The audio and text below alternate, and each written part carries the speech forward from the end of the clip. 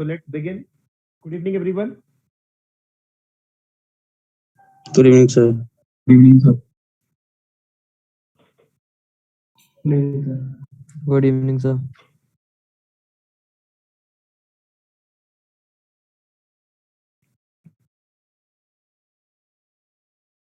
So you had a break of around, let us say, 2 days. नहीं, एक दिन का ब्रेक तो मिला ही था, कल कोई क्लास नहीं थी मेरी.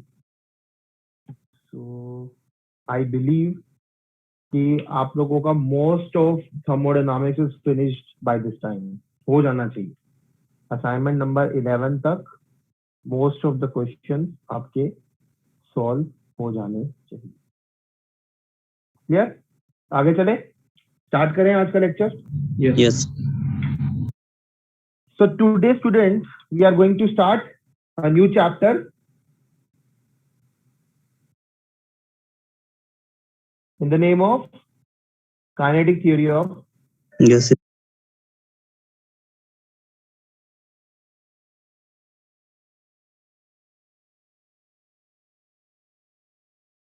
इसकी खास बात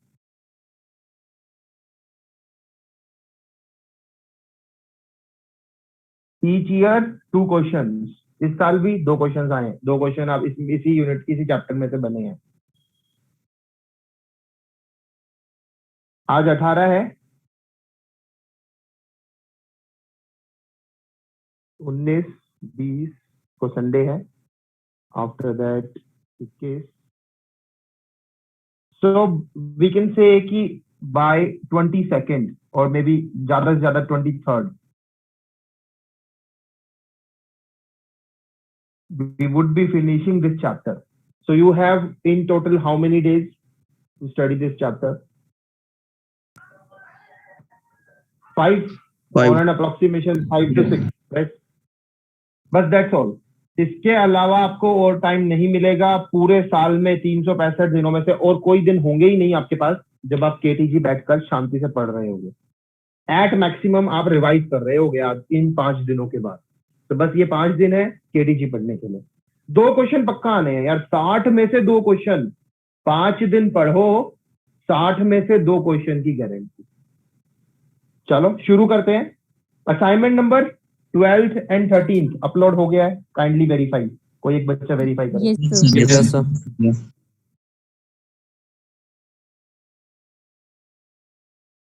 तो समझ में आ गया होगा. इस चैप्टर के ऊपर, इस चैप्टर के बेसिस पे, इस चैप्टर के ऊपर मैंने टोटल 2 असाइनमेंट्स बनाई हैं.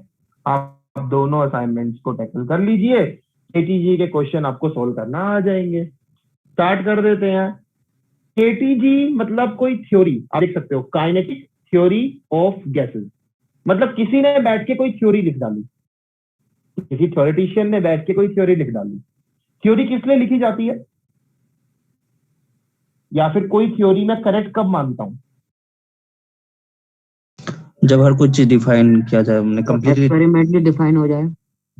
जब कोई भी एक्सपेरिमेंटली ऑब्जर्वेबल फिनोमिना जो मैं एक्सपेरिमेंटली अपने आसपास देख रहा हूं, प्रैक्टिकली ऑब्जर्व कर रहा हूं, रीडिंग नोट कर रहा हूं, अगर मैं उस एक्सपेरिमेंटली नेचुरली अकरिंग प्रोसेस जो मेरे आसपास हो रहा है उसको मैं किसी थ्योरी, उसको मैं किसी फॉर्मूलाज की मदद से समझा पाऊं, तो मैं कहूंगा यस, गुड, ठीक है, अच्छी जॉब आपने कर दी है, आपने अपना काम कर दिया है, आपने एक थ्योरी मेरे को दे दी है जिसमें मैं वैल्यूज को पुट कर दूं, जो मुझे आंसर मिल रहा है that matches well with the experimental value, and yes I will say कि योर थ्योरी इज करेक्ट. तो किसी ने एक थ्योरी लिख डाली, और जो ये थ्योरी लिखी ये सिर्फ कौन सी गैस के लिए एप्लीकेबल थी? Only and only for ideal gas. So the first point is kinetic theory of gases वाली theory, it is applicable only for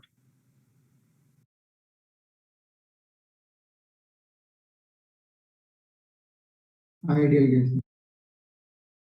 आज के बाद आपको आइडियल गैस के ये सारे नाम समझ में आ जाने चाहिए. आइडियल गैस को एग्जामिनर आइडियल गैस करके एड्रेस कर सकता है, या फिर एनीवन एल्स, कोई और name? Perfect gas. Perfect gas. बहुत बढ़िया. या फिर एग्जामिनर कह सकता है, ये बोल सकता है ना, real gas after TB. Yes, sir. After Boyle's temperature, real gas after Boyle's temperature. क्या एग्जामिनर कह सकता है real gas at HTLP? More और लेस आइडियल गैस। Yes. अच्छा, Yes, sir. एग्जामिनर साथ में बोल सकता है गैस दैट ओबेज कौन सी थ्योरी? Kinetic theory of.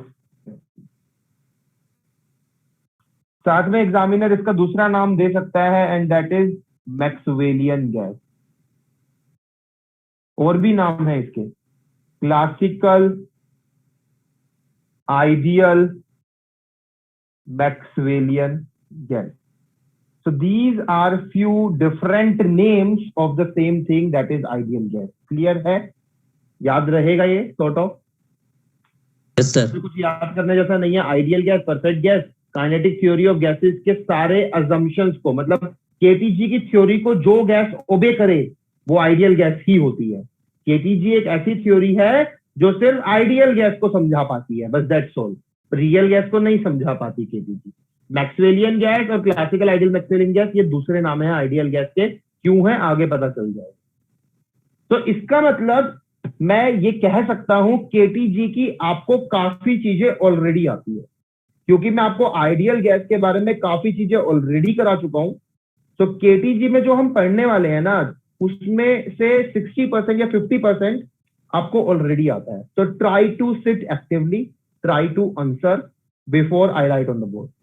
चलो, तो kinetic theory of gases, as I said, it is applicable only for ideal gas.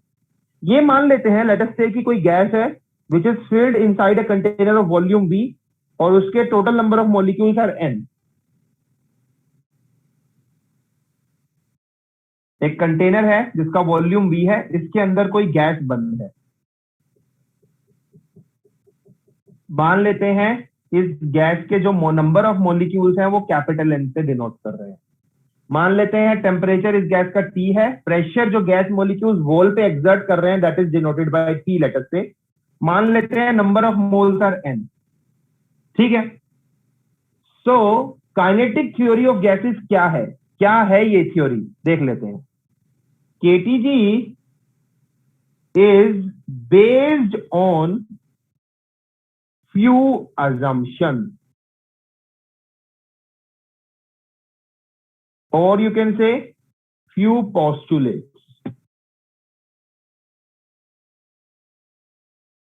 और ये वही assumptions होंगे जो आपने माने थे किसी रियल गैस के लिए, तब ताकि वो आइडियल बन जाए। मैंने क्या assumptions माने थे एक गैस में ताकि वो आइडियल गैस कहलाए? बताओ। Point number 1, It occupies zero volume. ठीक है, पहले यही 0.1. No attraction. Size पहले can ये be obtained. एक एक करके लिखेंगे, एक एक कर। तो जैसा कि आप में से किसी ने कहा कि particles of the gas molecule, particles of this gas are point particle, नहीं बोला ना? The particles of gas are point size particle. Point size particle का मतलब ये होता है ना, zero size particle. Zero size particle का मतलब क्या होगा? वॉल्यूम कितना है? जीरो, बट मास कितना है? Finite.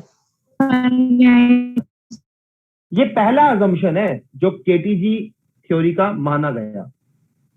ओके, इसकी वजह से, बिकॉज ऑफ दिस अजम्पशन, हमें क्या रिजल्ट मिलता है?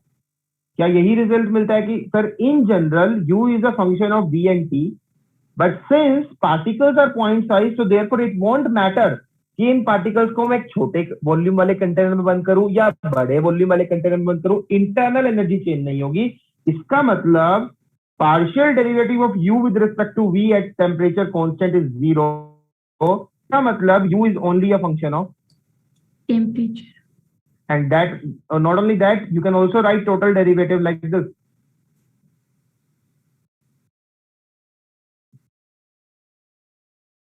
भाई ये वाला पार्शियल डेरिवेटिव 0 है, ये वाला partial derivative by definition NCV है। इसका मतलब U as a function of T is nothing but because of this assumption, these things follow. Okay, next assumption क्या है? आइडियल गैस के लिए क्या नेक्स्ट assumption होता था? वही इंटरमॉलिक्यूलर फोर्स एब्सेंट होती थी मॉलिक्यूल्स के बीच में। ओके, लिख देता हूँ, यही लिख देता हूँ। There are no intermolecular forces of interaction present between the molecules of a gas that obey KTG के postulate। वो गैस जो KTG को ओबे करेगी, वो गैस जो काइनेटिक थ्योरी को ओबे करेगी, उस गैस के मॉलिक्यूल्स के बीच में कितना इंटरमॉलिक्यूलर इंटरेक्शन होगा। इस अजम्पशन के कारण क्या रिजल्ट फॉलो करता है? टोटल इंटरनल एनर्जी जो कि इन जनरल सम होती है काइनेटिक प्लस पोटेंशियल पार्ट का, क्योंकि मॉलिक्यूल्स के बीच में कोई भी इंटरमॉलिक्यूलर फोर्स ऑफ इंटरेक्शन नहीं है, केटीजी वाली गैस के लिए, आइडियल गैस के लिए, परफेक्ट गैस के लिए, मैक्सवेलियन गैस के लिए पोटेंशियल पार्ट क्या हो जाता है? 0। And total internal energy has only kinetic part surviving in it. बहुत बढ़िया, आगे चलते हैं। नेक्स्ट अजम्पशन क्या होता है जो कि हमने एक्चुअली माने थे बट हमने उसका कभी जिक्र नहीं किया, और वो बट ऑब्वियस थिंग थी। मान लीजिए ये मेरी एक्स डायरेक्शन है, मान लीजिए अंदर वाली मेरी वाई डायरेक्शन है, तो ऊपर वाली मेरी जेड डायरेक्शन हो, X Y Z, right? X Y Z, right handed coordinate system. एक मॉलिक्यूल यहां है तो प्रोबेबिलिटी कि वो एक्स डायरेक्शन में जाए, प्रोबेबिलिटी कि वो वाई डायरेक्शन में जाए, प्रोबेबिलिटी कि वो जेड डायरेक्शन में जाएगा, क्या वो इक्वल होगी या नहीं? Yes sir. Yes sir.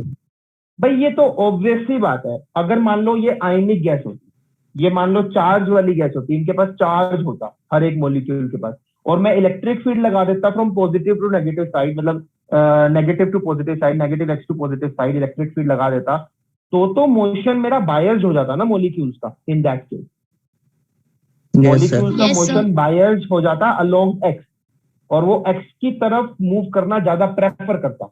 But यहाँ पे ऐसा कुछ नहीं है, अभी सिर्फ एक गैस है जो कंफाइन करी है एक कंटेनर में, तो सबको लगता है ना कि sir motion of the gas molecules will be random in all the 3 direction and probability की particle will be moving in x y and z will be equal.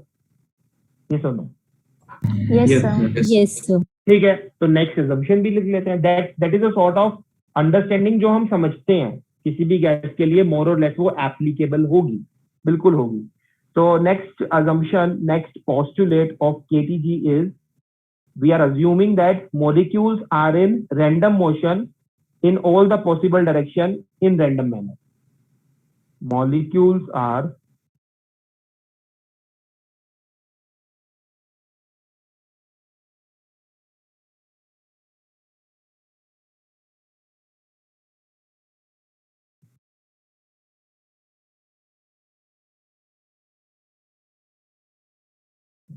in all the possible directions in a random manner.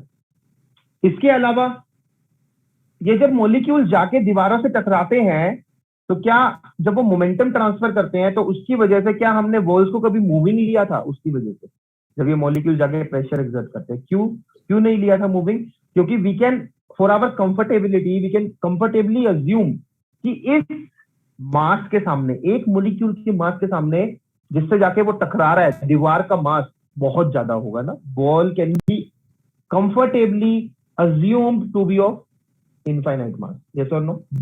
Yes, infinite. Mass of wall is infinite. मान सकते हैं, कोई दिक्कत नहीं है।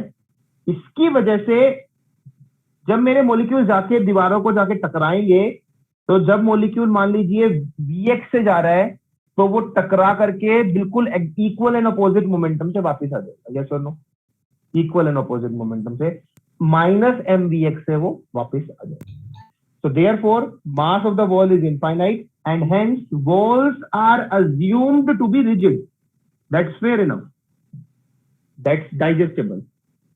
साथ में हम क्या मान रहे हैं कि ये जो मॉलिक्यूल्स है ना, इनका मोशन अभी रिलेटिविस्टिक नहीं है, बस नॉन रिलेटिविस्टिक ही है, और इसकी वजह से ये सिंपल वाले न्यूटन्स लॉ ऑफ मोशन को फॉलो करते हैं। हम ये मान रहे हैं केटीजी। तो they follow, molecules follow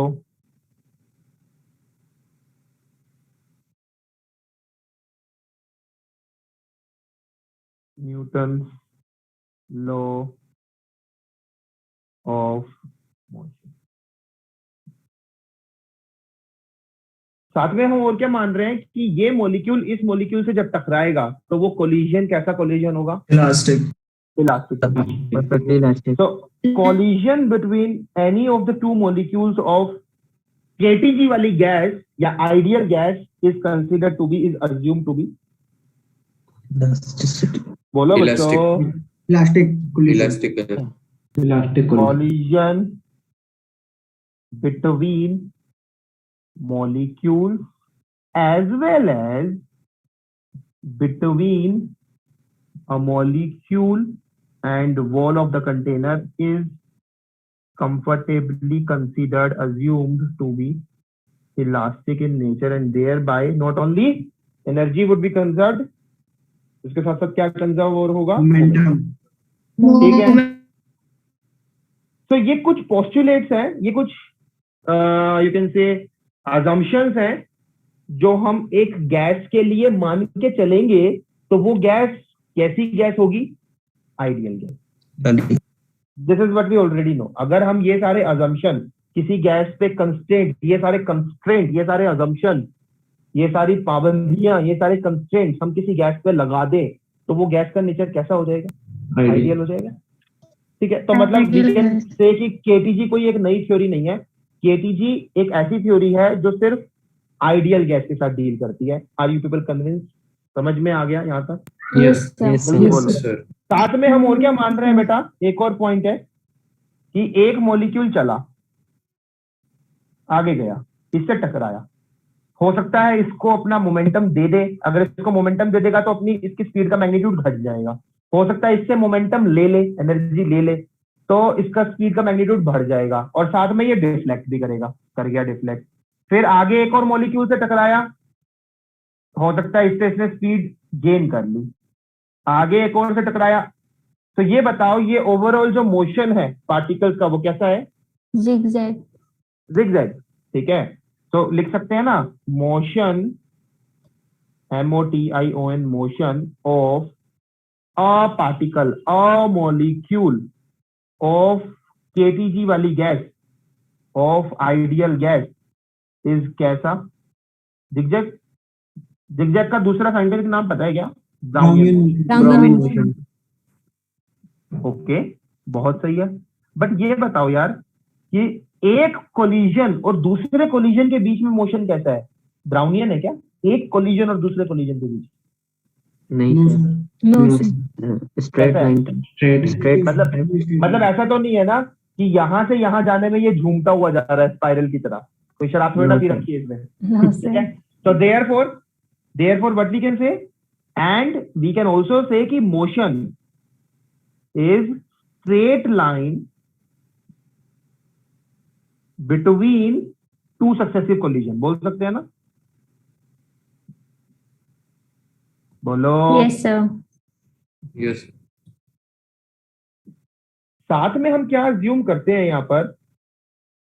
molecule को यहां से यहां जाने में जितना टाइम लगेगा, यहां एक कोलिजन, या यहां पे मान लो यहां पे पहला कोलिजन हुआ लेते हैं, दूसरा कोलिजन यहां पर हो रहा है।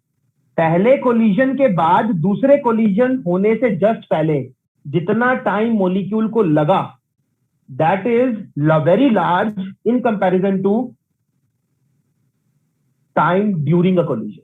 मतलब जितने टाइम तक मॉलिक्यूल जब कोलाइड कर रहा था तो कितने टाइम तक वो इंपैक्ट में रहे दो molecule. So that time is very less as compare to the time taken by molecule to travel from last वाला collision to next collision. Is it clear? Is it digestible? Digestible है भाई। Molecule यहां से चला, molecule ने यहां collide किया ऊपर वाले मॉलिक्यूल से, नेक्स्ट उसको जब कोलिजन करना है, जितना टाइम उसको लगेगा ये स्ट्रेट लाइन पास ट्रेवल करने में, वो बहुत ज्यादा होगा एज कंपेयर टू जितने टाइम तक ये दो मॉलिक्यूल्स इंटैक्ट में रहेंगे. That's obvious. So I am not writing that. लिख लो, time taken by the molecule for two successive collision is very large in comparison to time of impact during a collision. So these are the assumptions, these are the postulates of KTG. और अगर ये postulates मैं किसी gas पे लगा दूं तो वो गैस का नेचर आइडियल गैस हो जाता है. चलो जल्दी से नोट कर लो. Allow me to start next topic. This was point number 1. This was point number 1 कि KTG होती क्या है. तो KTG क्या होती है? ऐसी थ्योरी जो सिर्फ आइडियल गैस के साथ डील है.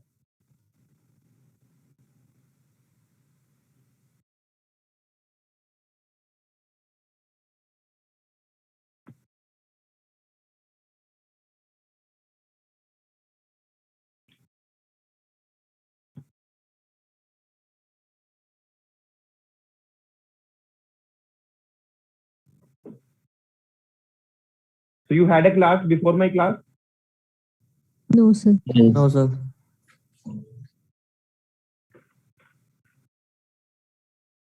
और मेरी क्लास के बाद तो क्या ही होगी अब. 8 बज जाएंगे शायद. मेरे को ही शायद 8:30 हो जाएंगे क्लास एंड तक. ठीक है, कर दूं range? Yes. No, Yes, sir. sir. No sir करो. चलो कर लो नोट. मतलब हमें जैम 2023 निकालना है ना, 24 तो नहीं निकालना ना. ये देख लेना. Okay, sir. करो नोट करो. I will just. अच्छा जरा ये बताओ अब बाकी लोग. एक बॉक्स है, अज्यूम करो एक बॉक्स है जिसका वॉल्यूम V है. उसके अंदर मैं एक आइडियल गैस बंद कर दूं. लेट अस से n moles of ideal gas मैंने उसमें पैक कर दी. तो ये मॉलिक्यूल्स दीवार पे जाकर कितना प्रेशर लगाएंगे? तो ये बता सकता है कितना प्रेशर जाकर ये मॉलिक्यूल्स दीवार पे एक्सर्ट करेंगे? Do you know any expression for ideal So gas? force per unit area. But that is fine. But do you know any expression for pressure exerted by the molecules on the walls of the container of an ideal gas? Pressure का कोई NRT by relation V. हाँ, you know that formula. क्या बात को कि ये molecule दीवार पे जाके, दीवारों पे जाकर के कितना प्रेशर लगा रहे होंगे? Small n r t by में v या फिर कैपिटल N kbt by में v. This is what you already know. Yes or no? Yes, sir. Yes, sir. Yes, sir. Yes, sir. चलो देखते हैं. बट ये जो आपको पता है, सर ने आपको ये डिराइव करवाया था क्या? जरा देखो, याद करो. या मतलब सीधा Yes. बता दिया था? देखो. Sir as loss हमने- बता के फिर. हमने आपको चार्ल्स लॉ बताया कि एक्सपेरिमेंटली ये Yes. चार्ल्स लॉ देखा गया, बॉयल्स लॉ देखा गया और एवोगैड्रो लॉ देखा Sir. गया. तीनों रिलेशन को एम्पेरिकली एक रिलेशन ओबे करता है and that is ideal gas equation. But we haven't derived that. Right? Let us derive it.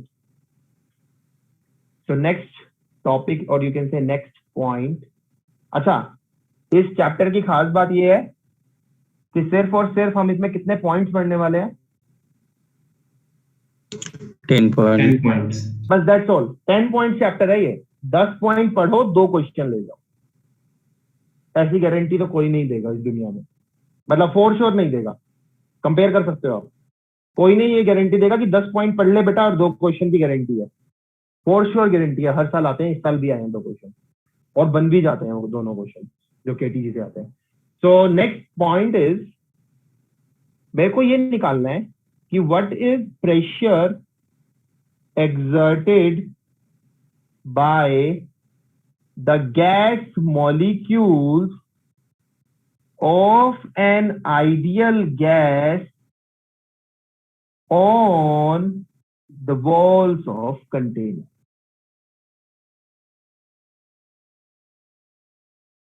This is what I have to say, right? मतलब कि एक कंटेनर बना दे रहा हूं. देखो एक कंटेनर बना दिया मैंने. सब लोग देखो बोर्ड पे. Stop writing.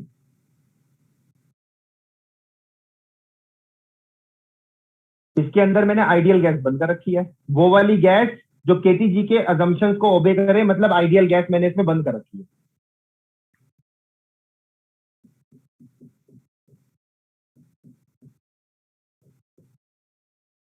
मान लो n is the number of moles, capital N is the number of molecules, T is the temperature, V is the volume of the container.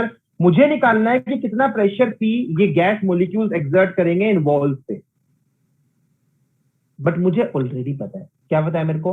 This is what will already know. लिख लेता हूं कि हमें already क्या पता है. We already know something या many things. We already know many things for ideal gas from कौन सी सब्जेक्ट, फ्रॉम कौन सा सब्जेक्ट, थर्मोडायनामिक्स. काफी चीजें पता है. क्या क्या पता है चलो देखते हैं.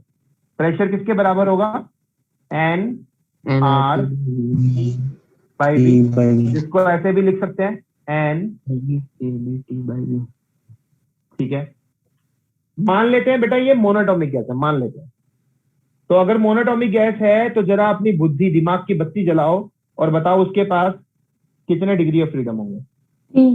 3 3 अच्छा यहाँ नहीं लिखता, जो भी हमें ऑलरेडी पता है मैं यहाँ लिखता हूँ. लेट अस से कि ये गैस मोनोटॉमिक गैस है. तो आप सब लोग कह रहे हैं 3, मैं कह रहा हूँ कि अधूरी इंफॉर्मेशन दे रहे हो. बोलो सर 3 ट्रांसलेशनल. अगर 3 ट्रांसलेशनल होंगे तो एवरेज एनर्जी एक मॉलिक्यूल की कितनी होगी? Using classical law of equipartition of energy. KBT 3/2 kB. पूरी गैस की कितनी होगी एवरेज एनर्जी, जिसको हम यू से भी डिनोट कर सकते हैं, total internal energy into number of particles. 3/2 बोलो ना NKB. Sir 3/2 KBT. बहुत बढ़िया. जिसको आप, अच्छा ठीक है, तो इसका मतलब NKBT क्या आ गया? तो therefore what you can say NKBT is equal to NRT. 2/3 of average energy. देख लो. इसका मतलब वी कैन ऑल्सो से कि pressure is also equal to, देखो जरा NKBT की जगह क्या रख सकता हूँ? 2/3 ऑफ एनर्जी ओवर में वॉल्यूम, मतलब कि 2/3 ऑफ एनर्जी डेंसिटी. हाँ या ना? ये Yes. देखो Yes, sir. मैं यहाँ पे वो सब लिख रहा हूँ जो ऑलरेडी आपको आना चाहिए. ये सब आपको ऑलरेडी समझ में आ रहा है, ऑलरेडी पढ़ चुके हैं हम इसको. हाँ या ना? बोलो. Yes, sir. Yes sir, yes. Yes, sir. ठीक है, आगे चलते हैं. साथ में ये भी बोल सकते थे कि जो ये एटम है इसके पास सिर्फ कौन सा मोशन है, क्योंकि ये मोनोटॉमिक है तो कौन सा मोशन है? Translation. ट्रांसलेशन मोशन को मतलब ट्रांसलेशनल सिर्फ काइनेटिक एनर्जी है इसके पास. अगर ट्रांसलेशनल काइनेटिक एनर्जी है तो ये बोल सकते हैं, क्योंकि ये 3 डायमेंशन है, तो sir half m dx² plus vy² plus vz², जिसको हम लिख सकते हैं half m v², where v is magnitude. हाँ या ना? Yes, Yes, sir. Yes, sir. तो मतलब कि सर एवरेज एनर्जी एक मॉलिक्यूल की ऐसे भी लिखी जा सकती थी, हाफ m v² का एवरेज. हाँ या ना? Yes, sir. Yes, sir. Okay. अब जरा देखो, हाफ और m तो कांस्टेंट है, एवरेज के बाहर आ सकते हैं. Yes, sir. ये बता दो कोई बच्चा v² का एवरेज होता क्या है? जरा ये बताओ, v RMS क्या होता है? इसको पढ़ते कैसे हैं? Root Square. means square. हाँ, Mean square. Root mean square, but उल्टा इन ऑपोजिट डायरेक्शन हमको लेना होता है. Yes, sir. तो पहले तो v का स्क्वायर करो सब लोग. देखो जिसको नहीं फिर भी उसका पता सुन mean. ले. RMS कैसे लेते हैं? जिसका भी RMS लेना हो पहले उसको स्क्वायर कर दो, फिर मीन ले लो और फिर रूट कर दो.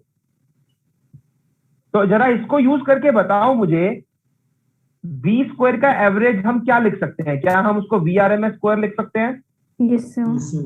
Yes, sir. Okay. So therefore, can we rewrite average energy of one molecule as M by half m VRMS VRMS? Yeah. ठीक है. और जो फर्दर किसके बराबर है? 3/2 kBT के बराबर है ना भाई? Yes, sir. From classical law of equipartition of energy. 2 से 2 गया, तो therefore VRMS², या फिर चल ऐसे ही कर लो, KBT क्या आ गया? तो therefore KBT क्या आ गया? therefore 1/3. By 3. KBT comes out to minus be m/3 VRMS². हाँ, तो Yes, इसका sir. मतलब अगर मैं यहाँ पर पुट करता हूँ, पुट करो, तो therefore प्रेशर का एक और एक्सप्रेशन आ जाएगा. क्या आ रहा है वो? n/v तो एज इट इज पड़ा रहने दो, KBT की जगह पुट करो जरा. m/3 VRMS square. ओके. जरा दिमाग की बत्ती जलाओ और बोलो, total number of molecules into में mass of one molecule Molar mass. क्या होता है? ये total mass Molar mass. Divided by में वॉल्यूम, डिवाइडेड बाय में volume, Density. Density. Density.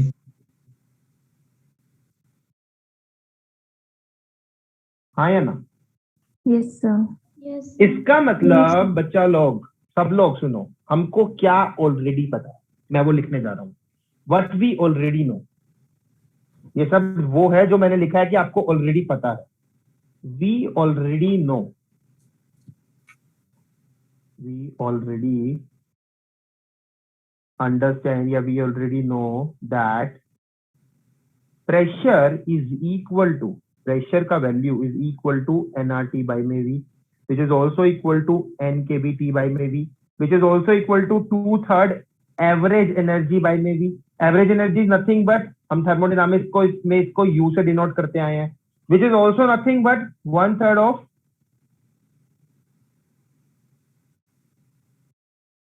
say yes or no, Yes, बोलो sir. बोलो, ठीक है।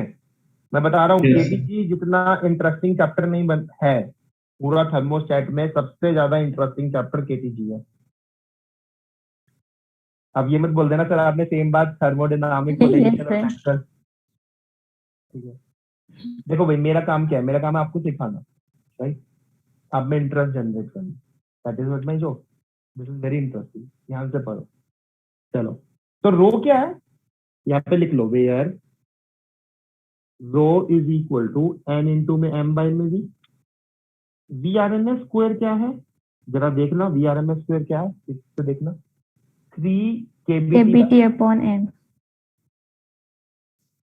या फिर वी आर एम एस क्या है। तो मतलब ये हमको ऑलरेडी पता है, कहाँ से, थर्मोडायनामिक्स के फॉर्मूले को आगे पीछे करा हमने, थर्मोडायनामिक्स की नॉलेज से, फ्रॉम थर्मोडायनामिक्स, जो हमने पिछले 23-24 लेक्चर्स में समझा है ना, उससे हमको ये ऑलरेडी पता है, ये नॉलेज।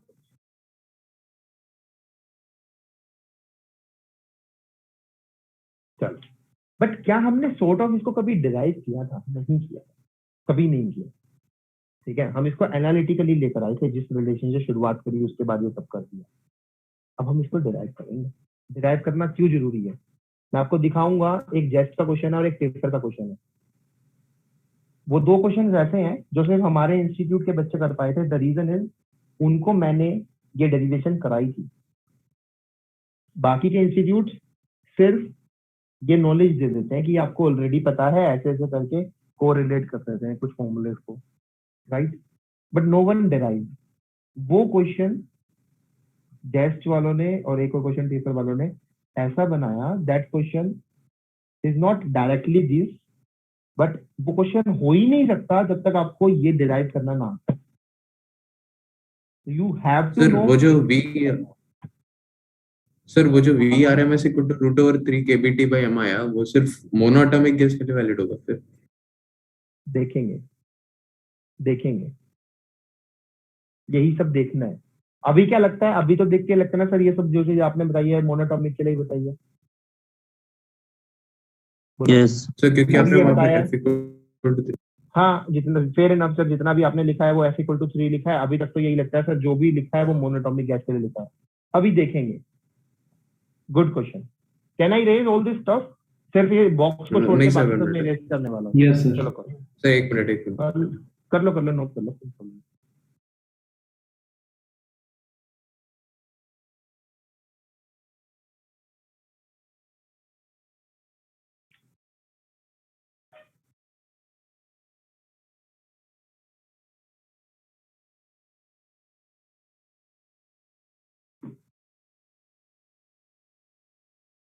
अच्छा, दिमाग की बत्ती जलाओ और बिल्कुल एक्टिवली बैठो और जो जो पूछता हूं उसको आंसर करो। देखना आप लोग ही ये डेरिवेशन करवा दोगे खुद ही। बताओ ये रेज कर दूं बच्चों, ये ऊपर जो लिखा हुआ है सब Yes, सारी sir. चीज सिर्फ इस box Yes. को छोड़।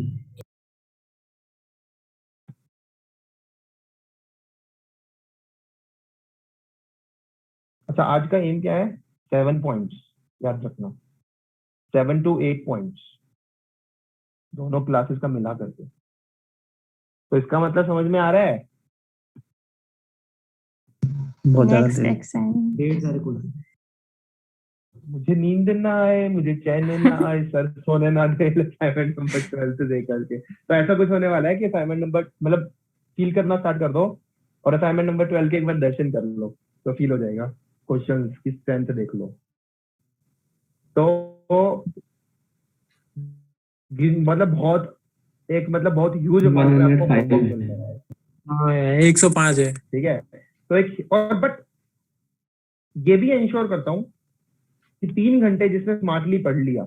अच्छा ये बताओ जरा, मैक्सवेल पोटेंशियल में जो मैंने बात बोली थी कि सिर्फ मेरे अच्छे से पढ़ लो ये 16 पॉइंट्स, उसके बाद ज्यादा डिफिकल्टी आई थी क्या? No, नहीं sir. तो let's- और फिर कॉन्फिडेंस भी आया था, देखो कि सर ने कंसेप्ट कराया, हम क्वेश्चन निकाल पा रहे हैं। सेम कॉन्फिडेंस यहां भी आएगा, बट उसके लिए आपको पहली चीज करनी होगी, 3 घंटे की क्लास है, आज 2 क्लास है जिसको ऑब्वियसली मैं 4 घंटे की बना ही दूंगा। तो जो ये 2 क्लासेस हैं इसमें एक्टिवली बैठो और I need 1 night from you people, मतलब आज की रात और अगर कल की क्लास से जितना भी पहले का टाइम है, आई वांट कि आप असाइनमेंट नंबर 12 को लेकर लिटरली बैठें, then only you will learn. चलो स्टार्ट करते हैं। अब जरा ध्यान से देखो, ये मॉलिक्यूल को देखो, इसको, ये मॉलिक्यूल, सर ये मान लेते हैं, लेट अस से अभी हम इस डेरिवेशन करें तो हम थोड़ा सिंप्लीफाई कर लेते हैं। Let molecules are moving only and only in X direction, ये मान रहे हैं हम।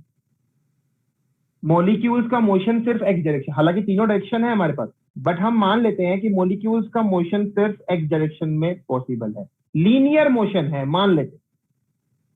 तो अगर लीनियर मोशन है तो मान लेते हैं इसका मास m है इस मॉलिक्यूल का, और ये vx स्पीड से आगे जा रहा था। तो जरा ये बताओ, जब ये इससे टकराएगा तो क्या होगा, कितने से डिफ्लेक्ट होगा? 180 से डिफ्लेक्ट होगा क्या? Yes, sir. Yes sir Yes, sir. और अब इसका मोमेंटम जो पहले m इंटू में vx था, अब कितना हो जाएगा? Minus mv. Minus mvx। Okay, तो इसका मतलब एक कोलिजन की वजह से, due to a single collision, एक कोलिजन होने के कारण कितना मोमेंटम इस वॉल को इंपार्ट हो गया? 2 mvx. हाँ बहुत बढ़िया, मोमेंटम इंपार्टेड टू वॉल। इस वॉल का नामकरण कर, मान लेते हैं ये वॉल जो है, ये फेस जो है, ये ABCD फेस। तो momentum imparted to ABCD face due to single collision will be equal to, मान लो मैं डेल्टा P से इसको डिनोट करता हूं, मोमेंटम इंपार्टेड को डेल्टा प्रेशर, चलो स्मॉल p से कर लेते हैं ताकि प्रेशर और मोमेंटम में आप कंफ्यूज ना हो, it will be equal to twice mvx। अच्छा हमें निकालना क्या है? प्रेशर। प्रेशर किसके बराबर होता है? बोलो बच्चों, force per unit area. Force upon area. मान लेते हैं ये जो एरिया है ना, मान लेते हैं ये A है, तो अगर ये एरिया A है तो force per unit area. Force और मोमेंटम में क्या रिलेशन होता है? Force is rate of change of momentum होता है क्या?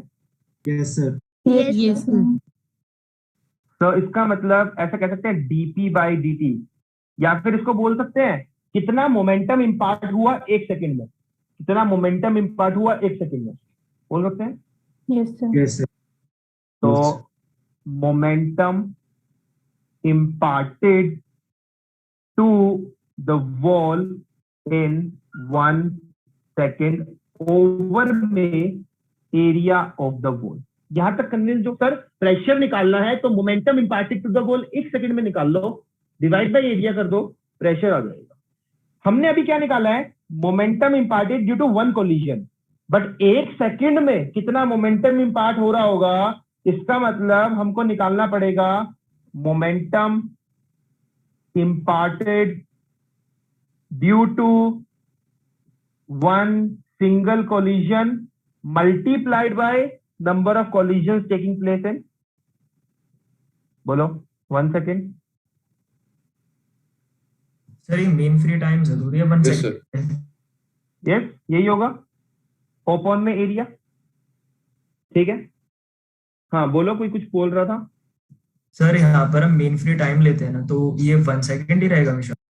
एक मिनट, मैंने मीन फ्री टाइम जैसी कोई चीज अभी मैंने डिफाइन ही नहीं करी और ना मुझे अभी आती। मुझे नहीं पता मीन फ्री क्या होता है, मेरे को बस इतना पता है मोमेंटम इम्पार्टेड ओवर में टाइम।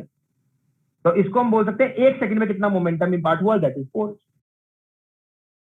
ठीक है, तो 1 सेकंड में कितना होगा, एक कोलिजन में कितना हुआ मल्टीप्लाइड बाय में कितने कोलिजन हो रहे हैं 1 सेकंड, ये होगा। तो जरा ये बताओ, अगर हर मॉलिक्यूल की इसकी स्पीड भी vx है, इसकी स्पीड भी vx है, इसकी स्पीड भी vx है, इसकी भी vx है, इसकी भी vx है, तो 1 सेकंड में ये वाला मॉलिक्यूल कितना डिस्टेंस कवर कर जाएगा? Speed is distance by time, so distance is speed into में टाइम, तो vx इनटू में 1 सेकेंड। तो ये सबको पता है ना कि सर हर मॉलिक्यूल की स्पीड क्योंकि vx हमने मानी है, तो इसका मतलब सर हर मॉलिक्यूल 1 सेकंड में कितना डिस्टेंस आगे पहुंच चुका होगा? Vx. Vx. Vx. तो इसका मतलब ये बताओ 1 सेकंड में इस वॉल को टकराने की संभावना, प्रोबेबिलिटी की 1 सेकंड में इस वॉल को कौन कौन सा मॉलिक्यूल टकराएगा? क्या सिर्फ वही मॉलिक्यूल टकराएंगे जो इस दीवार से vx की डिस्टेंस पे? Yes, sir. Yes, sir. Yes, sir.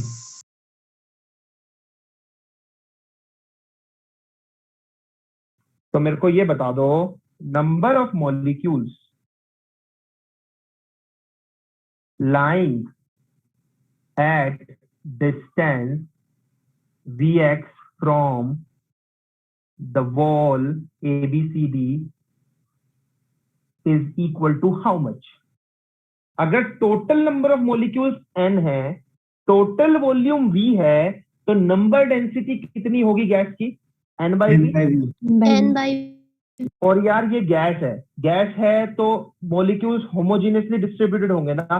मतलब अगर इनमें से इस पूरे कंटेनर में से मैं एक छोटा कंटेनर ले लूं, तो इसमें भी वही डेंस गैस मिलेगी जो मैं यहां पर लूंगा, हाँ या ना, या यहां लूंगा, Yes, कहीं sir. भी sir. होमोजीनियस गैस है। क्योंकि ये होमोजीनियस गैस है तो नंबर डेंसिटी हर जगह सेम रहेगी।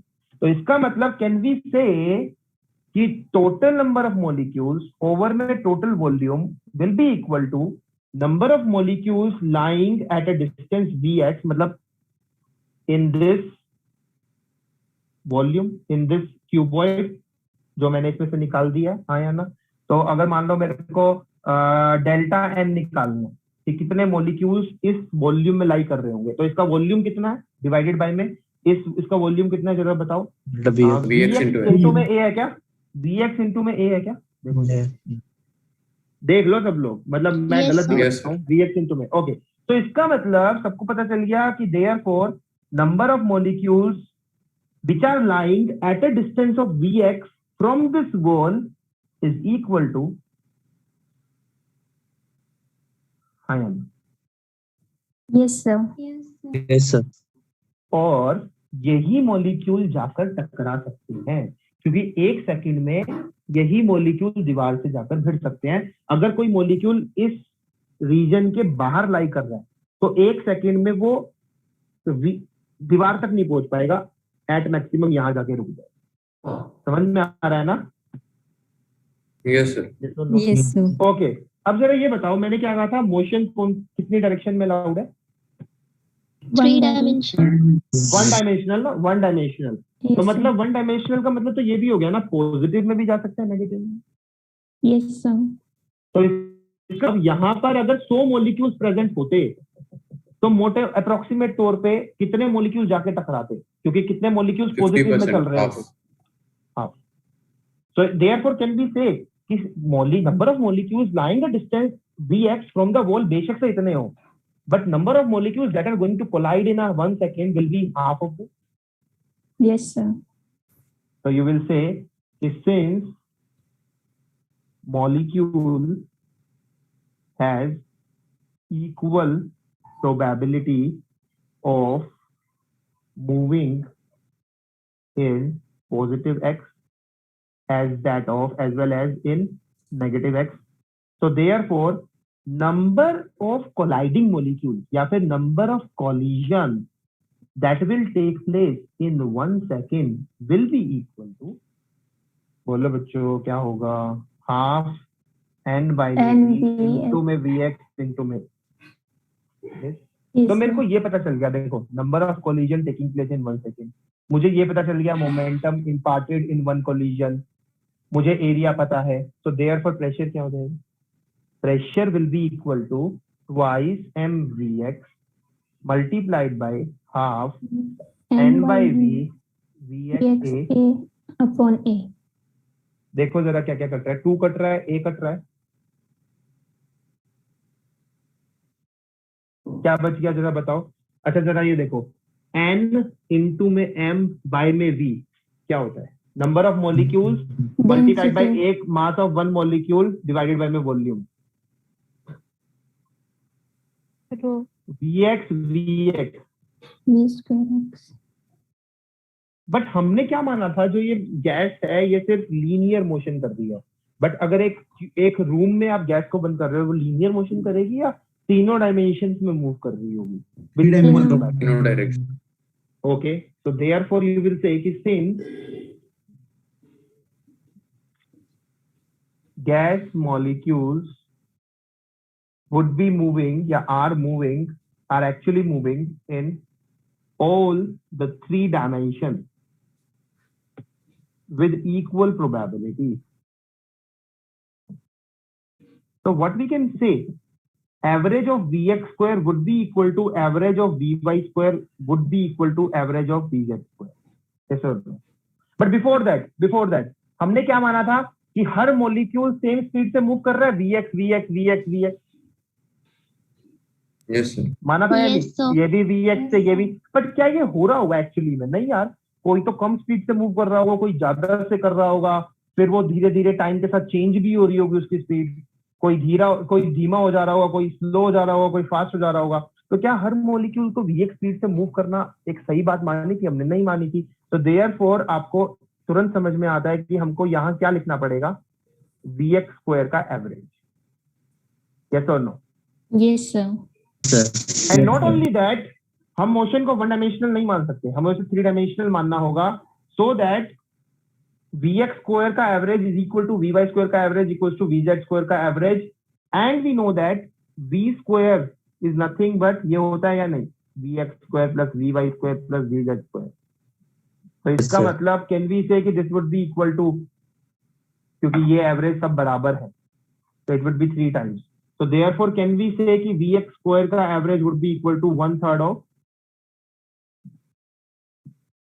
and therefore can we say कि correct formula for pressure comes out to be 1/3 of nm by में v square का average, जिसको आप ऐसे भी लिख सकते हो 1/3 rho v square का average, और इसको कोई बच्चा मुझे vrms की टर्म में लिखवा सकता है? 1/3 rho brms square. ERMS square. Is it clear or not? बताओ जल्दी यहाँ तक Yes, sir. कर लो नोट जल्दी से। अब किसी ने पूछा था सर मोनोटॉमिक के लिए ही ये फॉर्मूला एप्लीकेबल होगा क्या? चलो मैं आपसे अब बैक क्वेश्चन पूछता हूँ, ये बताओ हमने जो मोशन माने हैं इस मॉलिक्यूल के पास सिर्फ कौन सा मोशन माना है? सिर्फ ट्रांसलेशन माना है ना? Yes, sir. vx vy, x direction में ट्रांसलेशन, वाई डायरेक्शन में ट्रांसलेशन, जेड डायरेक्शन में ट्रांसलेशन। क्या हमने इन मॉलिक्यूल्स को रोटेट करता हुआ या वाइब्रेट करता हुआ माना है? नहीं सर। अभी तक नहीं माना, बट मान लो मान भी लेते हैं। अगर मैं कहता हूँ ये मॉलिक्यूल रोटेट भी करता है, ये मॉलिक्यूल अगर रोटेट करेगा तो अपनी जगह पे रख के तो रोटेट करेगा यार, हाँ या ना? रोटेट कर रहा हूँ मैं अपनी जगह पे, Yes, sir. Yes sir. ठीक है, अपनी जगह पे रह रोटेट करता रहेगा। अगर ये वाइब्रेट भी करेगा तो अपनी जगह पे रह के तो वाइब्रेट करेगा, एक पोजीशन पे स्थिर रह के, एक पोजीशन पे फिक्स रह के तो वाइब्रेट कर रहा होगा। तो क्या Yes, sir. ये वाइब्रेशन और ये रोटेशन कभी दीवार पे जाके कुछ प्रेशर लगाएगा? नहीं सर।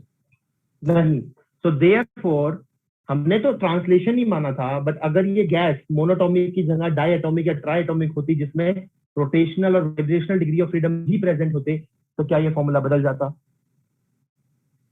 नहीं। No. And therefore you can write above derived formula is applicable for all ideal gases irrespective of its atomicity. जैसे कि अगर मैं अब आपसे फर्दर पूछूं VRMS क्या होगा, अगर मैं आपसे फर्दर पूछूं तो अगर मैं आपसे पूछूं यार applied classical law of equipartition of energy करो, अगर classical law of equipartition of energy apply करोगे तो हाफ एम VRMS स्क्वायर जो कि किसके बराबर है, हाफ एम V स्क्वायर के एवरेज के बराबर है, जो कि फर्दर किसके बराबर है, हाफ एम VX स्क्वायर का average plus half m VY square का average plus half m VZ square का average. Average of this, average of this, average of this क्या होगा according to classical law of equipartition of energy, average of each translational degree of freedom is half half half KBT. So therefore this would be equal to 3/2 kBT. होगा. तो इसका मतलब अगर मैं इस equation और इस इक्वेशन को कंपेयर करूं तो जल्दी से VRMS की वैल्यू बता सकते हो क्या आ रही है? If I compare the two equations, so therefore what I get, VRMS is kBT upon m. हाँ लिख लो, VRMS is 3 kBT upon में m अंडर द रूट नहीं बोल रहे ना, है ना, अंडर द रूट. तो अगर ऐसा है तो पुट करो इसको यहाँ पे, इस फॉर्मूले में पुट करना जरा, 1/3 रो की जगह पुट करो NM बाय में V, VRMS स्क्वायर की जगह पुट करो 3 kBT upon m. देखो जरा क्या क्या कट रहा है, m से m, 3 से 3, क्या बच गया, n kBT upon v. ये अपॉन भी मतलब यार वही फॉर्मूला आ गया ना, PV equals to N kBT which is equal to nRT. ये लिखते वक्त कभी भी हमने बोला था कि this is valid only for monoatomic gas या ओनली फॉर डायटोमिक या ट्राइटोमिक या लीनियर ट्राइटोमिक या नॉन लीनियर ट्राइटोमिक? नहीं सर, सिर्फ आइडियल बोला. वही चीज जो हम जानते थे वही हमने डिराइव कर दी ना KTG से. Yes sir. मतलब समझो बच्चों हम कर क्या रहे हैं, जो प्रेशर हमने निकाला है ये मेरे सिस्टम का थर्मोडायनामिक वेरिएबल है, हाँ या ना? Yes, sir. मतलब हमने हमारे थर्मोडायनामिक सिस्टम के लिए इक्वेशन ऑफ स्टेट निकाल दी बेसिकली कि क्या रिलेशन है प्रेशर वॉल्यूम और टेम्परेचर के बीच में. मतलब हमने अपने थर्मोडायनामिक सिस्टम के मैक्रोस्कोपिक वेरिएबल्स के बीच में एक रिलेशन निकाल दिया क्या? Macroscopic Yes, sir. Lecture Yes sir. निकाल दिया. बट हमने जो ये macroscopic variables, thermodynamic variables, thermodynamic parameters के बीच में जो ये रिलेशन निकाला है, इसको निकालते हुए क्या हमने एक एक पार्टिकल की टेंशन ली, ये क्या कर रहा है, ये क्या कर रहा है, ये क्या कर रहा है, ये क्या कर रहा है? No हाँ या sir. नहीं सर. अरे गधो, ली तो कि ये जाके टकराएगा, कितना मोमेंटम ट्रांसफर करेगा, फिर नेक्स्ट कितना करेगा, एंड हैंस उनको सम अप किया एंड फिर एक का ही तो लिया था. अरे एक का लिया, उसके बाद फिर बोला ना ऐसा कितने कर रहे होंगे और फिर नंबर काउंट किए, Yes sir. Yes, sir. Sort out. So therefore but आज से पहले पूरी थर्मोडायनामिक्स पढ़ डाली, 10 क्वेश्चन में से 6 क्वेश्चन की प्रोबेबिलिटी कवर कर डाली. आज तक हमने इन पार्टिकल्स की बात की थी, देख लो कभी भी इन पार्टिकल्स की बात की थी? नहीं sir. नहीं सर. सिर्फ हम क्या बात करते थे, इस पूरे सिस्टम का प्रेशर वॉल्यूम टेम्परेचर क्या होगा, इनके बीच में क्या रिलेशन होगा, अगर इस सिस्टम के साथ कुछ प्रोसेस कर दूं तो इनकी वैल्यू कैसे चेंज हो जाएगी. पर कभी भी बात करते थे ये पार्टिकल क्या कर रहा होगा, ये क्या कर रहा नहीं होगा, नहीं. सर. तो बेसिकली देखो हम कर क्या रहे हैं, हमने थर्मोडायनामिक्स में क्या पढ़ा, थर्मोडायनामिक्स में हमने क्या पढ़ा, इन थर्मोडायनामिक्स स्पेलिंग को देख लेना यार, थर्मोडायनामिक्स में हमने सिस्टम को मैक्रोस्कोपिकली पढ़ा, ऊपर ऊपर से. हम सिर्फ हमेशा इंटरेस्टेड थे मैक्रोस्कोपिक वेरिएबल्स में. मैक्रोस्कोपिक वेरिएबल्स कौन कौन से होते हैं? Pressure, volume, temperature, mu, n, small n, Cp, Cv, gamma, g, h, f, s, इनमें इंटरेस्टेड थे हम हमेशा. ये कैसे चेंज हो रहे हैं सिस्टम के, ये क्या क्या है, इनमें इंटरेस्टेड थे. बट क्या हम ये पार्टिकल कितनी स्पीड से मूव कर रहा है, किस पॉइंट पे लाई कर रहा है, ऐसी कुछ चीजें डिस्कस कर रहे थे? नहीं कर रहे. माइक्रोस्कोपिक स्टडी कर रहे थे? नहीं कर रहे. शुरुआत करें. केटीजी में क्या हो गया, हमने सिस्टम को माइक्रोस्कोपिकली सोचना शुरू कर दिया। सिस्टम को माइक्रोस्कोपिकली सोचते हुए, समझते हुए, क्या हमने वही चीजें निकाल दी जो मैक्रोस्कोपिक वेरिएबल्स के बीच में जो रिलेशन ऑलरेडी एग्जिस्ट कर रहे थे थर्मोडायनामिक्स में? Yes, sir. निकाल दिए। अब स्टैटिस्टिकल मैकेनिक्स में क्या करेंगे कल को, लास्ट चैप्टर में? यही चीजें करनी है, बट और ज्यादा डिटेल में। यहाँ पर हम केटीजी में सिस्टम को डिटेल में पढ़ना शुरू कर रहे हैं, बट केटीजी में तो हम each and every detail of this individual articles में इंटरेस्टेड होंगे। Are you getting it? Are you getting this road map कि सर ऐसे क्यों चले? Yes, sir. पहले थर्मोडायनामिक्स, फिर केटीजी और फिर एसएम। Yes, याद हो सर, आपको? बड़े से छोटे। जीरो, हाँ, और यही एक सीक्वेंस बनता है। मैंने आपको याद हो कि जीरो लेक्चर में बताया था कि 10 टीचर अगर थर्मोडायनामिक्स थर्मोस्टेट पढ़ा रहे हैं तो सबसे पहला चैप्टर वो कौन सा उठाते हैं? केटीजी। माइक्रोस्कोपिक 10 में से सेग्रीगेशन 9, 10 में से 9, और उसके बाद कौन सा उठाते हैं? और फिर कौन सा उठाते हैं? बट करेक्ट सीक्वेंस क्या होनी चाहिए? अब आपको समझ में आता है। पहले हमने सिस्टम को मैक्रोस्कोपिकली पढ़ा, हमने कहीं पे भी माइक्रोस्कोपिक चीजों का जिक्र नहीं किया कि एक पार्टिकल क्या कर रहा होगा, हमने टेंशन नहीं ली। अब हमने शुरू कर दिया केटीजी में। एसएम में हम सिस्टम को और ज्यादा डिटेल्स में माइक्रोस्कोपिकली पढ़ना शुरू करते हैं। Correct sequence should be this. चलो आगे चलते हैं। ये नोट कर लिया सबने? आगे चले, यस सर। करो करो।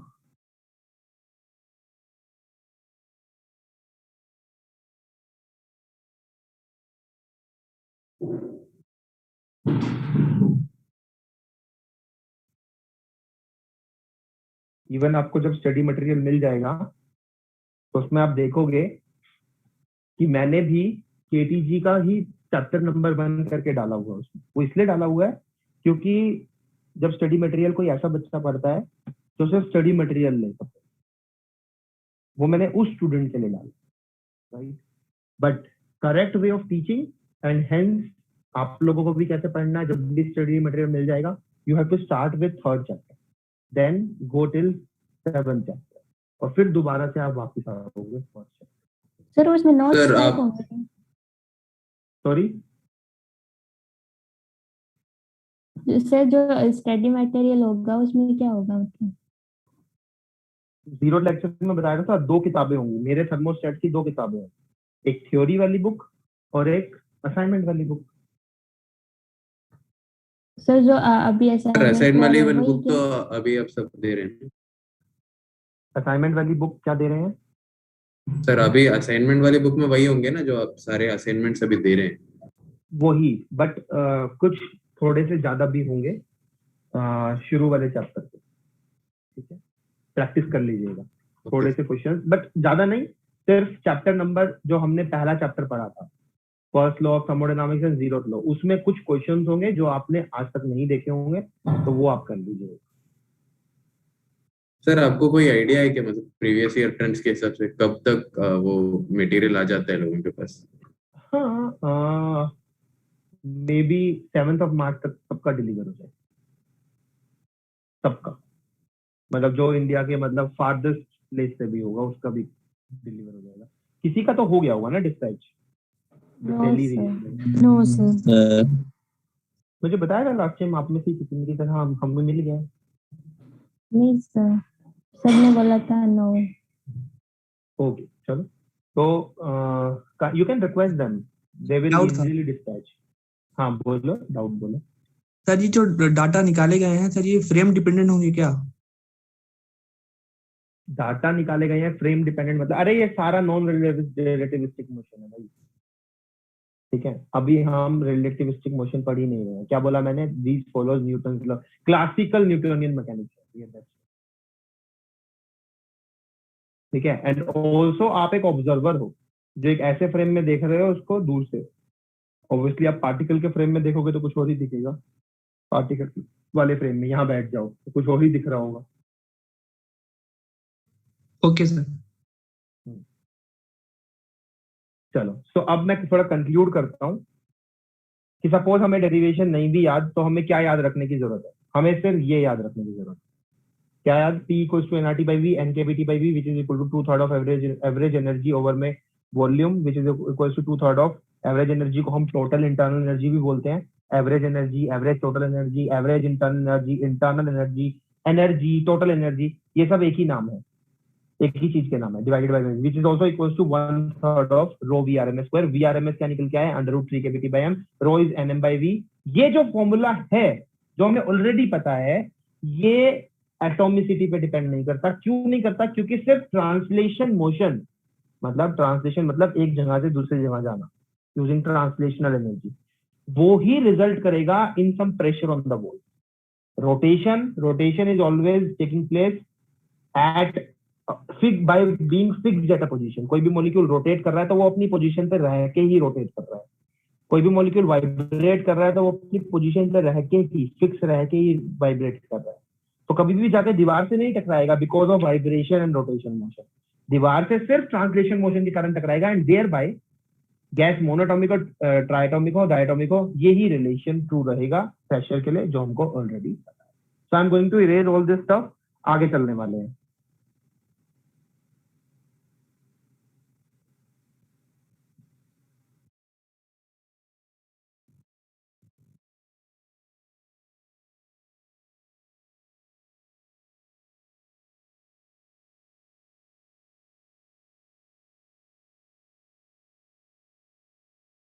अच्छा, आरएमएस स्पीड क्या निकल के आई है, थोड़ा इसका जिक्र कर लेते हैं, मुझे याद आ गया, ऐसे क्वेश्चंस भी हैं आपके असाइनमेंट में। आरएमएस स्पीड क्या निकल के आई है, √3 kBT by m। यहाँ पर ये m क्या है, Mass of Mass of individual molecule. जिसको हम क्या भी बोलते हैं, ये क्या है, Boltzmann Boltzmann constant इसकी value 1.39 10 to power minus 23। Joule पर केल्विन कौन बोलेगा, ठीक है। Yes। अच्छा, केबी और आर में क्या रिलेशन होता है, kb is equals to r upon na। Where Na is what, Avogadro's number। 6.22 10 to power 23। 6.023 ना, Yes sir। Yes sir. Molecules पर मोल बोलो ना, ठीक है। आर क्या है, यूनिवर्सल गैस कांस्टेंट 8.314 जूल पर मोल पर केल्विन। पुट करो जरा Yes. इसमें, तो ये फॉर्मूला फर्दर क्या बन जाएगा, √ऑफ, बोलो,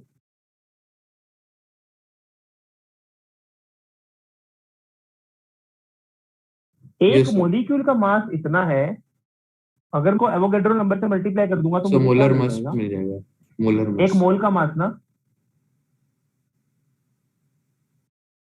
मास ऑफ 1 मोल गैस, जिसको हम क्या भी बोल सकते हैं, क्लियर। Yes sir। चलो अब इसके साथ साथ कुछ बातें और कर लेते हैं जो आपको न्यूमेरिकल में हेल्प करेंगे।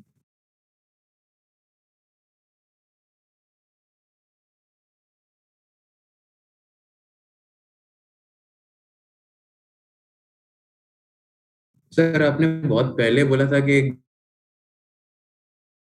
200 क्वेश्चन वाला एक वही असाइनमेंट आपके था। उसमें, वो आपके उसमें दिया हुआ है, मतलब उस मतलब जो आपको असाइनमेंट मिलेगा ना, असाइनमेंट बुकलेट मिलेगा, Yes sir.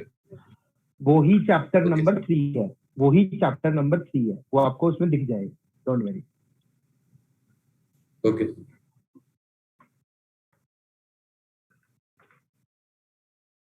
मुझे ऐसा क्यों लग रहा है कि आप लोग सिर्फ थम्बो ही पढ़ रहे हो घर पे, ये नहीं होना चाहिए। Yes, अगर ऐसा कर रहे हो, अगर ऐसा कर रहे हो,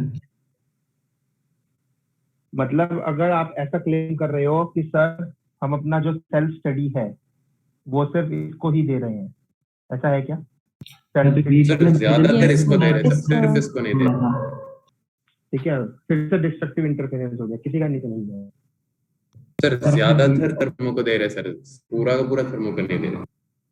अच्छा, ज्यादातर दे रहे हो, ज्यादातर चल जाएगा, Yes. क्योंकि ज्यादातर तो ठीक है, क्योंकि हम सिर्फ 10 दिन और साथ है, तो ज्यादातर चल जाएगा, ज्यादातर होना चाहिए।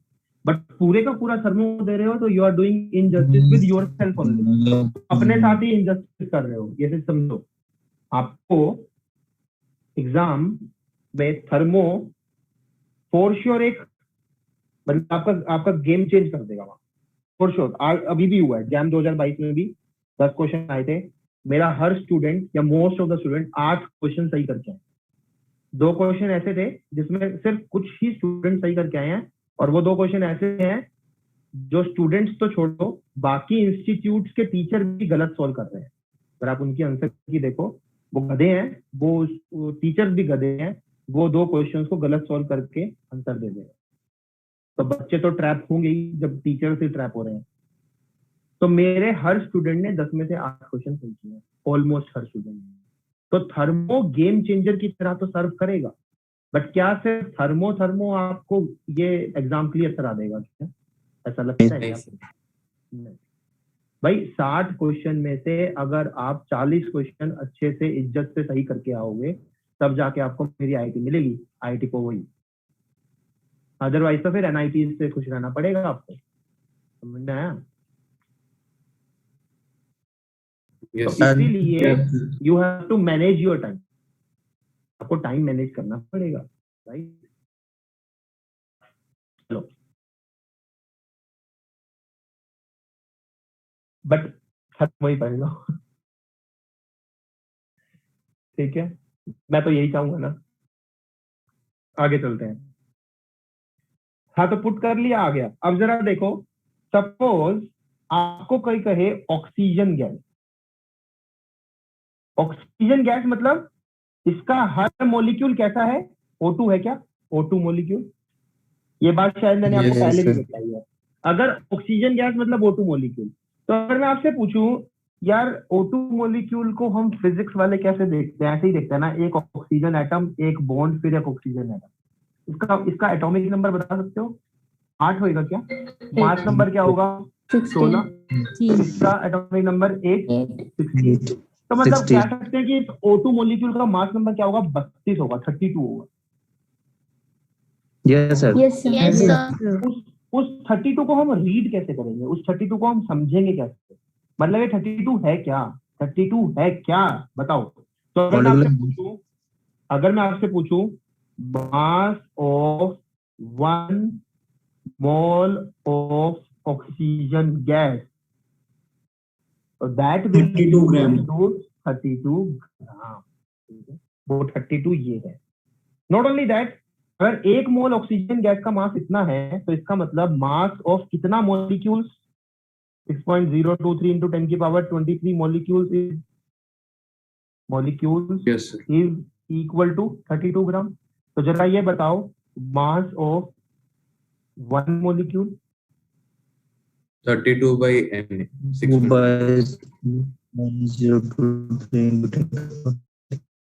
23 ग्राम। इसको ऐसे लिख सकता हूँ, 32 इंटू में 10 की पावर -3 kg।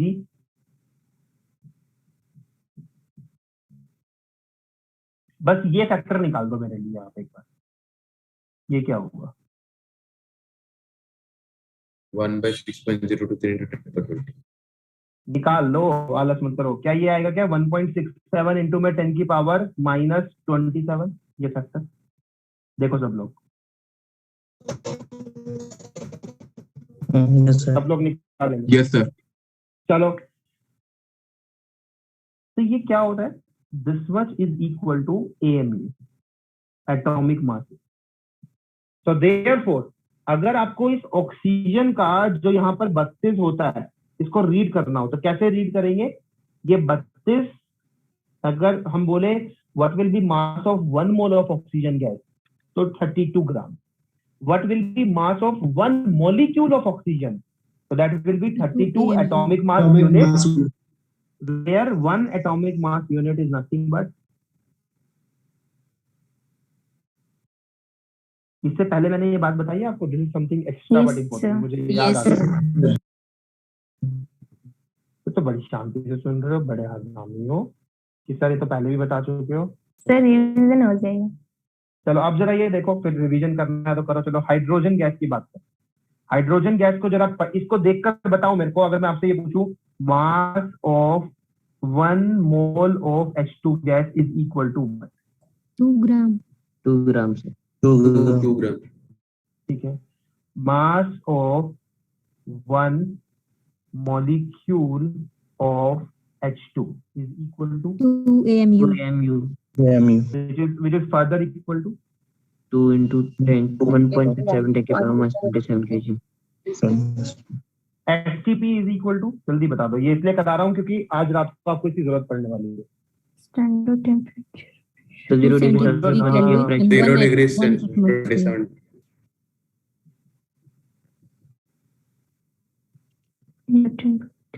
NTP बोलो, 25 degree Celsius. 5 degree Celsius. Equal to 1 atm. 25, 27, 20 कुछ भी ले लो, प्रेशर वही होगा। Triple point water 0.0075.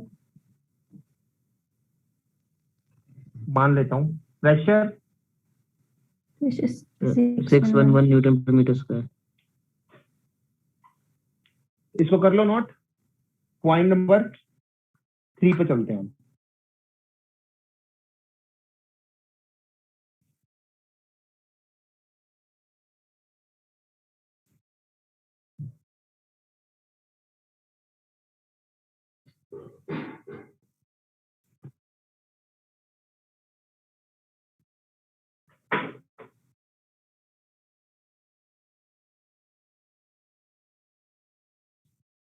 सर जब बीपीएपी का वो मटेरियल आएगा और फिर हम जब उसको सॉल्व करेंगे और कुछ डाउट्स आएगा तो आपसे टेलीग्राम में पूछ लेंगे ना?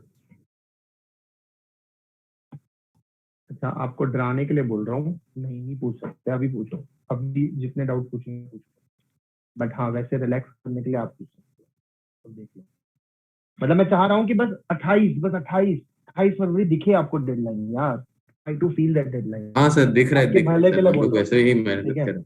Yes sir. उसी वजह, मतलब अगर आप 28 को डेडलाइन देखोगे तो इससे दो चीजें होंगी, एक तो आप थर्मो इतने टाइम में सीख जाओगे, दूसरा 1 मार्च से या 7 मार्च से जो न्यू सब्जेक्ट स्टार्ट होगा थर्मो के रिप्लेसमेंट, फिर आप उसमें टाइम दे पाओगे यार, और आपका उतना ही सिटिंग पावर बन जाएगा। सोचो, मैं तुम्हें रोज बोल के रोज होमवर्क दे के आपका, मैंने या किसी स्टूडेंट को लग रहा है कि हाँ मेरा सर ने स्टडी टाइम बढ़ा दिया है, सेल्फ स्टडी टाइम थोड़ा सा मेरा बढ़ गया एज कम्पेयर टू जो पहले था। हुआ है ये आपकी लाइफ में कुछ थोड़ा चेंज यस आया है? Sir, yes sir. Yes. बहुत चेंज आया था, बहुत चेंज. ठीक है, तो मैं आपको ऐसे ही मोड पे छोड़कर जाऊंगा कि जहां पर आपका सेल्फ स्टडी टाइम आपको इंक्रीज हो चुका होगा, तो आप एक कंफर्टेबल जोन में होगे दूसरे सब्जेक्ट में एंटर करने।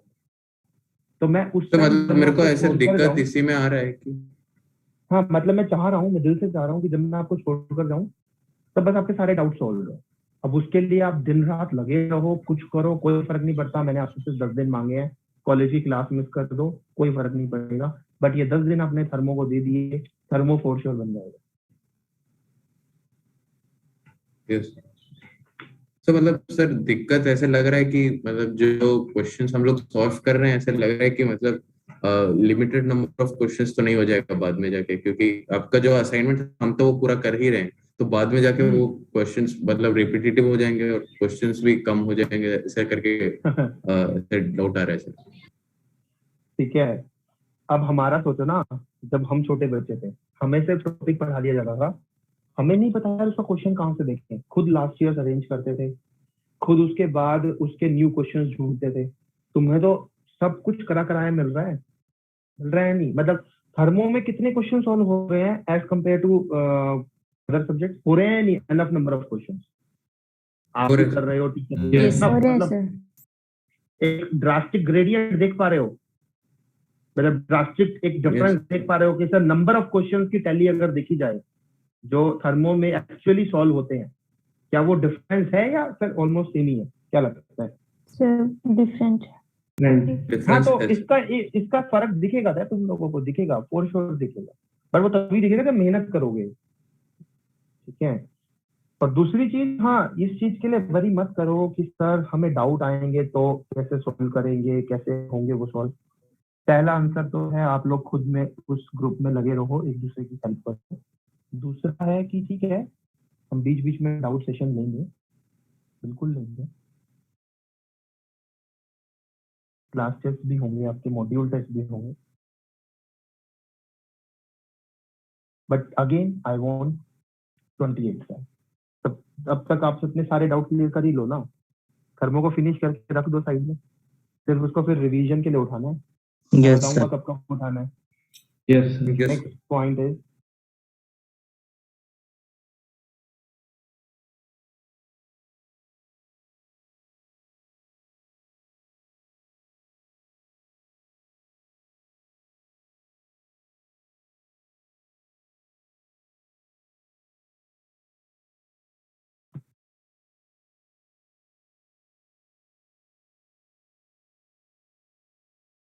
Maxwell Boltzmann speed distribution. देखते हैं क्या होगा, क्या होता है देखते हैं। सपोज एक कंटेनर है, इसका वॉल्यूम बी है। सपोज इसके अंदर मैंने आइडियल गैस को पैक कर दिया, केटीजी वाली गैस को पैक कर दिया, मैक्सवेलियन गैस को पैक कर दिया।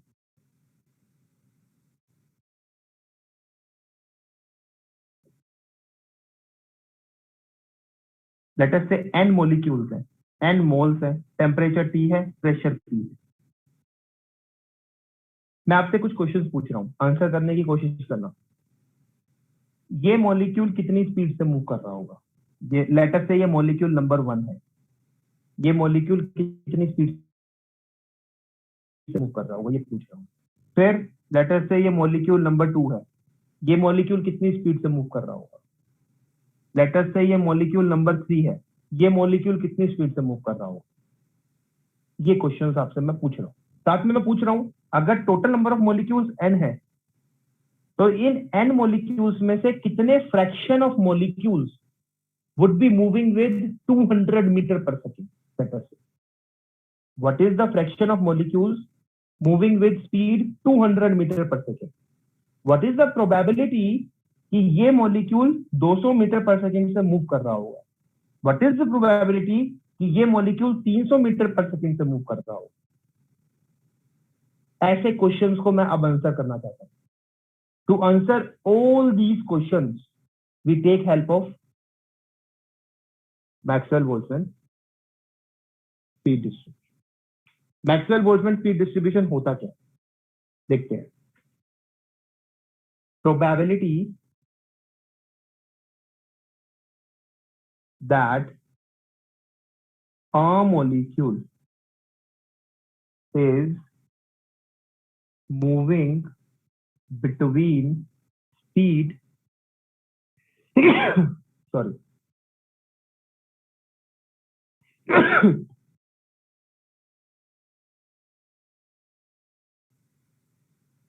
probability that a molecule is moving with speed between v2 v plus gv is given by probability कि एक मॉलिक्यूल, कोई भी एक मॉलिक्यूल v से v plus gv स्पीड में मूव कर रहा होगा is given by this formula।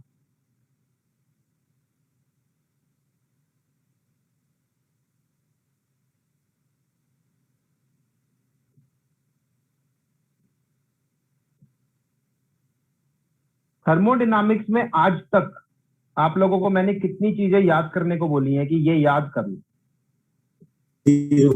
Sir एक चीज, एक एनर्जी इक्वेशन, और फिर वो एनर्जी इक्वेशन डिराइव करा दी थी, रात थी sir.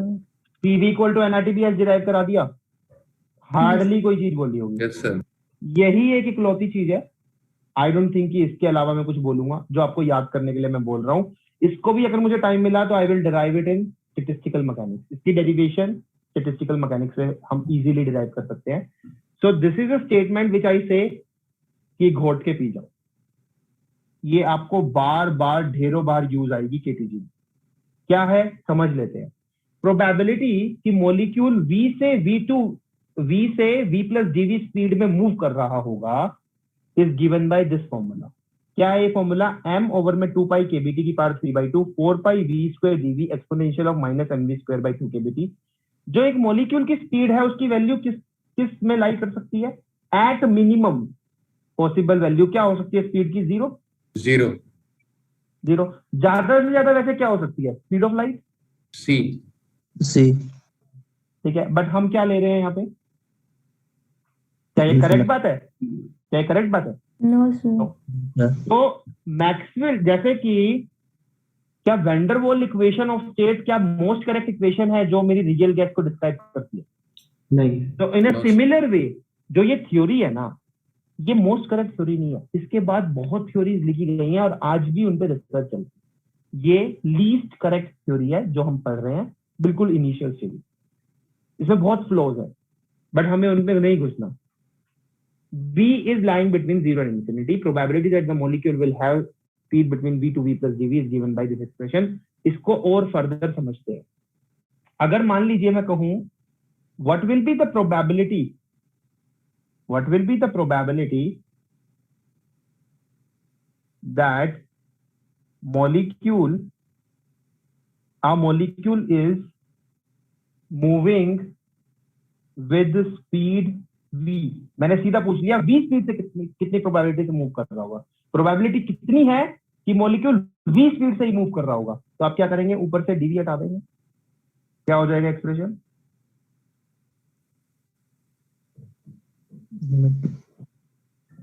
Four by v square exponential minus mv square.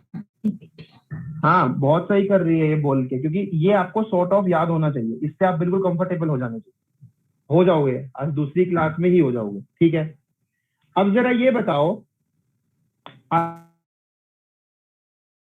अगर प्रोबेबिलिटी, या फिर मान लीजिए अगर मैं आपसे पूछूं कोई भी इवेंट अकर कर रहा है, कोई भी इवेंट अकर कर रहा है, प्रोबेबिलिटी की ये चीज हो, प्रोबेबिलिटी ऑफ गेटिंग समथिंग कैसे निकालते थे हम? Number of favourable outcome over में कोई भी इवेंट अकर करे किसके बराबर होती थी? Equal to number of favourable outcome divided by में टोटल नंबर ऑफ आउटकम। तो क्या ये बोल सकता हूं कि प्रोबेबिलिटी कि एक मॉलिक्यूल v से v प्लस dv स्पीड में मूव कर रहा है, क्या ये बराबर है number of molecules moving between the speed v to v plus dv divided by में total number of molecule? Yes sir. हो गया नहीं? Okay, so what else we can say, हम ये भी बोल सकते हैं probability that a molecule is moving with speed between v to v plus dv। इसको हम किससे डिनोट कर रहे हैं, क्या सिंबल यूज कर रहे हैं? pv dv। ये किसके बराबर है? This will be equal to number of molecules moving between speed, बोलो बच्चों, v to v plus dv, मतलब एक्टिवली बैठो, डिवाइडेड बाय में टोटल नंबर ऑफ मॉलिक्यूल्स। तो इसका मतलब हम कंफर्टेबली बोल सकते हैं यार pv dv जो होगा ना वो किसके बराबर होगा? अच्छा, number of molecules moving with speed v to v plus dv, उसका नोटेशन क्या होगा? Number of molecules moving with speed between v to v plus dv, ऐसे डिनोट करते हैं, डिवाइडेड बाय में, राइट? जिसको हम चाहे तो किसी बुक में या कभी जैम वाले इसको dn से भी डिनोट करते हैं। Yes sir. राइट, इसको फर्दर ये भी बोला जाता है fraction of molecule moving with speed, बोलो v to v plus dv। तो अगर मैं अब आपसे ये हो गया दूसरा फॉर्मूला सॉर्ट ऑफ। अगर मैं आपसे ये चीज पूछूं तो देखते हैं कौन आंसर करता है। अगर आपसे एग्जामिनर पूछे कितने number of molecules are moving with speed between v to v plus dv, तो क्या लिखोगे? सर n से मल्टीप्लाई कर देना है प्रोबेबिलिटी नहीं, VV को। रुको, इतने सारी बड़ी स्टेटमेंट को शॉर्ट फॉर्म में पहले कैसे लिखा जा सकता है? nvdv। Yes sir. Yes sir. ये फर्दर किसके बराबर होगा? n इंटू में प्रोबेबिलिटी की एक molecule v to v plus dv move कर रहा हूं, ये फर्दर किसके बराबर होगा? n into बोलो। m by 2 pi kt whole power 3 ऊपर by मत 2 देखो, 4 pi v square. दिमाग को यूज और- करो। n इंटू में m बाई में 2 पाई के बीटी की बात 3 बाई 2 इंटू में 4 4 पाई v square pi D. Number 2